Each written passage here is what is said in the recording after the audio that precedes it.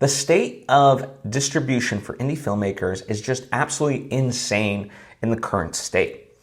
And I've been meaning to talk about this for a while now, which is why I was very much encouraged when filmmaker Noam Kroll posted about this on Twitter and essentially echoed my thoughts, in a much more articulate way, because I just hadn't sat down to put pen to paper, so to speak. And so I'm going to use his tweet as a jumping off board and, add in my own commentary about the state of indie filmmaking and more specifically indie film distribution, because it is in chaos. So Noam writes, "Nothing is more discouraging to indie filmmakers than the current state of distribution. If 100,000 people watch your 90-minute movie on Amazon streaming video on demand, you'll be lucky if you clear $3,000. If you rent or sell your film through transactional video on demand, far fewer people will discover it, and it will be even harder to recoup costs. Larger films with celebrity talent attached can still benefit from more traditional distribution paths, but even then, there are no guarantees. One solution is to look for ways to increase your average order value. With streaming video on demand or transactional video on demand, your average transaction could be anywhere from 20 cents to $7. Either way, it's very low. But if you think outside the box, you can create more valuable and unique offers and increase your average order value to $50 plus. A few ways to do this: hosting in-person / exclusive events, setting up premium virtual screenings, selling physical media direct to your audience, partnering with brands, nonprofits, or schools, creating ancillary products to sell with your movie. And of course, these are just a few examples. If 2,000 people engage with the premium $50 offer over the course of a year, that could generate $100K in revenue. And if you manage to get 2,000 people on board, getting $5K to $10K is not unreasonable either. On the other hand, even if you fall short by tenfold, you are still ahead of where you would be with streaming video on demand. For these reasons, I think DIY filmmakers should consider doing self-distribution window first to take advantage of some of these unconventional tactics. Then, after a year, or whatever length of window you choose, you can put your film on streaming video on demand, ensuring that your film reaches the largest audience possible. This is by no means an easy path, but neither is the alternative." That's absolutely wonderful. He pretty much states exactly what I want to say, right? And I agree with it. I've done 2 feature films at this point and gone the traditional route with them. And, based on my first film, I didn't necessarily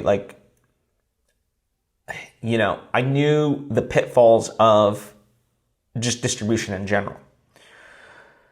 But also, I chose to do distribution with the second movie for the reason that, yes, it sounds still glossy that you got distribution in that way. Someone liked the movie enough to pick it up and stuff like that. And also, all of this work, admittedly, perhaps, to my detriment, I wasn't ready to take on, right? I'm in the phase right now where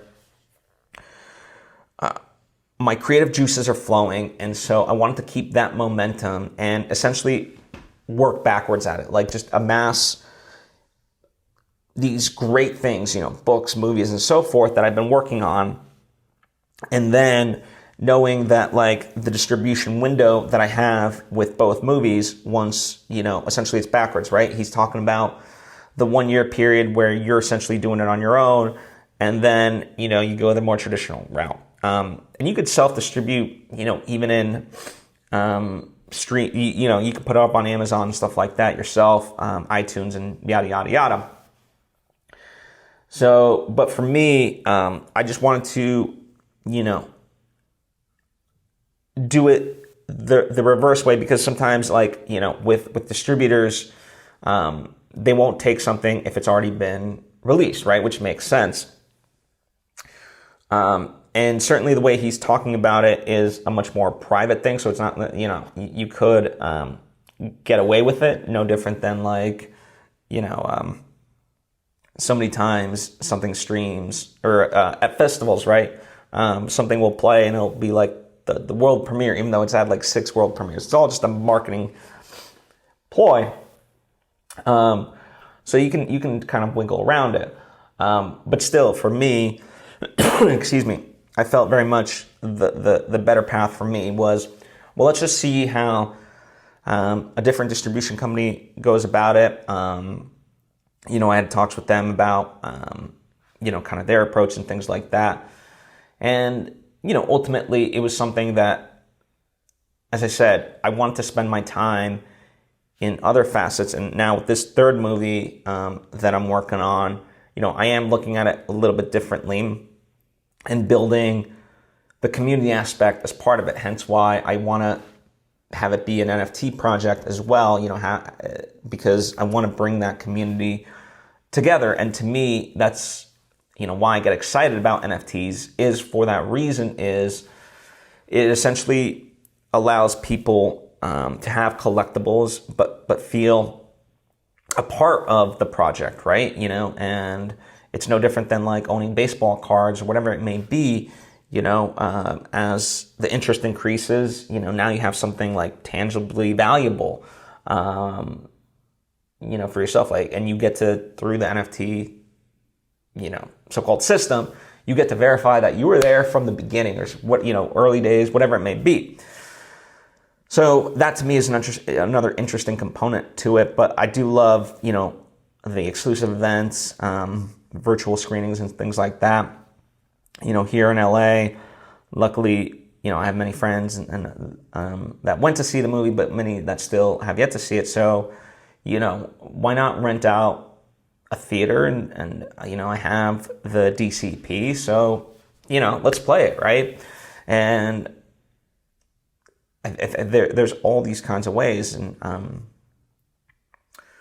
but as I said, for me, it was just, I was trying to do the reverse of it, where I have this beautiful body of work. And then once I have it, it's like now I can go spend the time marketing it and things of that nature. Cause I'll have, hopefully by then a lot more resources to be able to do it. And as I said, I'll have the product and stuff like that and whatnot. So just a different approach on my end, but I do believe that, I know that ultimately as indie filmmakers, we really have to market our own stuff, right? There's just unfortunately no way of getting around it. Even with the best intentions and stuff like that, like, I even see it with like, big movies, right? If they're not, like, I think marketing in many ways kind of can take a lazy approach to it, because in order for marketing to really resonate, it requires work and stuff like that. And, most people, through no fault of their own, they're just trying to make it through their day. And so it's like, okay, if it's a horror movie, okay, great. Well, we'll put it through the horror movie, marketing filter, blah, blah, blah, and we'll get it out there, right? And so we have to, excuse me, kind of counter that and get creative with the ways that we market, and, I look at, excuse me, I look at, my second movie, Bogota Trip, right? If I was going out and marketing it, it is not a traditional movie, right? It's not going to be for the Marvel fans necessarily, although, some of them could, but I don't know. Anyway, so knowing how to market people who are, let's say, in their 30s, who are perhaps in a quarter life crisis, or trying to, figure out their life, things like that. Like, that's the audience. And I know there's a big audience for that, but you have to get to it in a very creative way and resonate with that. So, that's the name of the game. And, more and more you have to account for that in your creative process if you want to find that success. For me, luckily, as I said, my trajectory is a little bit different in the sense that I'm able to self-fund my own stuff at the moment and find ways to do it. And for me, the success is in completing it, and so forth, and drawing, attention to myself that way through my peer groups and getting support in that way, right? So to me, it's more of, that, not necessarily a quantity aspect, because, obviously, like, all my movies and projects take a very long time, and I put in the effort and so forth, but still, for me, it's that quantity aspect at the moment that I'm going for. But yeah, so, a lot to think about. Curious to hear your opinions on all of this. And also would be curious, like, comment down below or hit me up on social media with ideas, that are outside of the box, to promote your movie, to screen your movie. I think that would be beneficial for everyone, right? That's why I'm sharing this. That's why, I've wanted to do this for a long time, and I, appreciate Noam Kroll for, essentially not giving me a kick in the butt, but essentially giving me a very easy entry point to be able to do it, because, as I, read his, to open up the discussion, his tweet. So very much appreciate that. So thank you so much. I hope this does help, and hope to see you next time.